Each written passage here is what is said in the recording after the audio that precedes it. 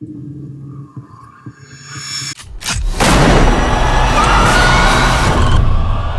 over.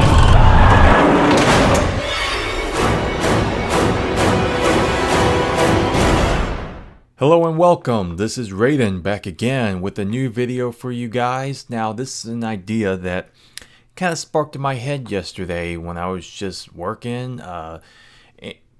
I don't know.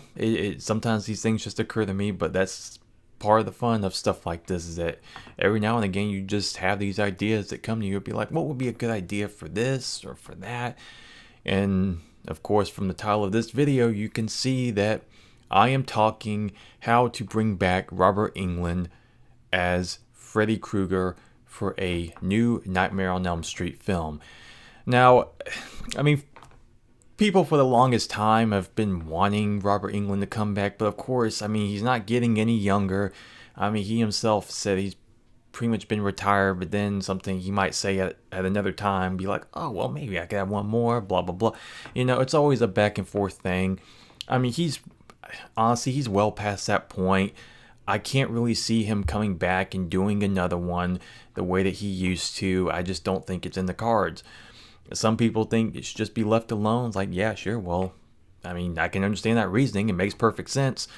But as we see now, we're in the middle of a horror resurgence, and it's only a matter of time before a Nightmare on Elm Street comes back. Now, whether it's a full-on reboot, whether it's some sort of pseudo sequel where they erase history and go back bouncing off the original, which I think in this case it would be a pretty bad idea, considering it wouldn't be full-on Robert Englund portraying Freddy, and I would say that the first few films especially are pretty solid in their own right. I don't think it would be the best idea, but that's neither here nor there. The point of this video is that how you could bring back Robert Englund as Freddy Krueger, regardless of what the actual subject of the film is in terms of timeline and all that.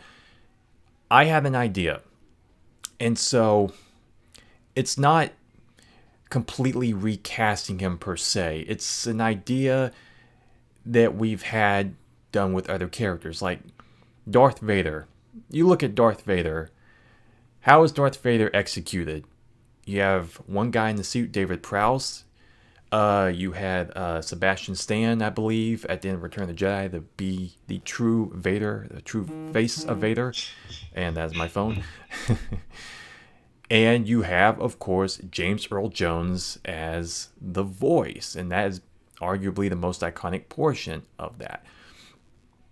So my thought is, you hire a new energetic actor with a similar body type, someone who can really recreate that original look and feel of what Robert Englund had back in the day, but you go and you keep Freddy in the shadows like how he was within the first two films in particular. You know, you kind of play with the lighting. Now, of course, we know what Freddy looks like, so of course that sort of suspense factor isn't necessarily there, but that I don't think it matters. I think that could actually go back to some of that original vision, you know, kind of keeping them in the shadows where you don't see them 100% clearly. You know, you have certain camera angles, close up on his mouth, close up on his eyes, like in part 2, where he has those yellow red eyes and that witch face and stuff. So they kind of kept him in the shadows where you can, make out what he looks like. And of course, you know, he's all burned. So you play with that, you play with lighting, you play with the shadows, all of that. You find someone to fill the shoes in that way, literally.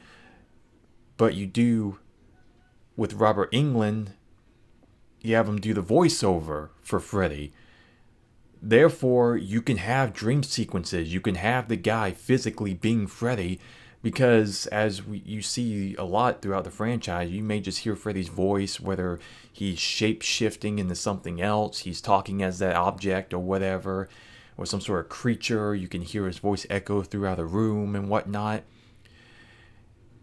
You can just do that. You can just play with the shadows with a new, younger, energetic actor, and you bring back Robert Englund to simply do the voice of Freddy. And of course, the voice of Freddy, Robert Englund's voice, is not entirely his voice. Like there are some times here and there, like particularly in part 3, where the dubbing they don't really do it. Like you can kind of make out Robert's actual voice, and it is deepened, and he does have a more distinctive, meaner voice, but it's still his influence, like his cadence and what he brings to it. You could still, of course, alter it, but it would be Robert's version of like that deeper, crazier voice. And therefore Robert doesn't really have to do anything. He doesn't have to be there physically. He doesn't have to exert himself. But the spirit of Freddy, that original Freddy, is still there, is not taken away completely. And so therefore you have the best of both worlds. You have Freddy Krueger, in his younger, like more leaner self. He can, like say, he can physically move about and do his thing. But you have the true spirit, which is the voice, like what Brad Dourif does as Chucky. You have the voice there. Of course, he's not going around dressing like a little doll and shit. He's not doing all that. But yeah, you have the cadence of what Robert Englund brings to the character, but you have a new, younger, energetic actor that can physically bring it back to life. You keep him in the shadows, so therefore you're going back to the suspense factor. You're keeping Freddy in his roots, keeping him scary again and not necessarily comedic. Therefore, I feel like it's a win-win-win across the board, if you ask me. I don't know how you feel about that, but that is my idea. I do think that would be the best, most logical way to bring back Robert Englund as Freddy Krueger. Simply have him do the voice, a new younger actor portray Freddy. Now, I know probably by the end of the movie you would get to that point. You might want to do a close-up. You don't necessarily need to do all that, but technology the way it is, I mean, it probably wouldn't be that hard to dub his voice regardless if you wanted to do some more distinctive close-up shots. But beside the point, I feel like for the bulk of a film to really kind of bring back that creepy, mysterious aspect to Freddy and playing with the shadows like you've seen in those first 2 movies, then Robert himself is still there in spirit. His voice is still there. That is my idea. Let me know in the comments below what you think. I do believe that this would be the best step to take in bringing Robert Englund back, to really keep the spirit of Freddy alive in that aspect. But I thank you very much for watching. Please, like I said, let me know what you think in the comments below. Like, comment, and subscribe. I would greatly appreciate that. I really want to grow this channel and really keep the core horror theme. I'll be doing various videos. I'm already doing the reviews with Honey's Horror and whatnot.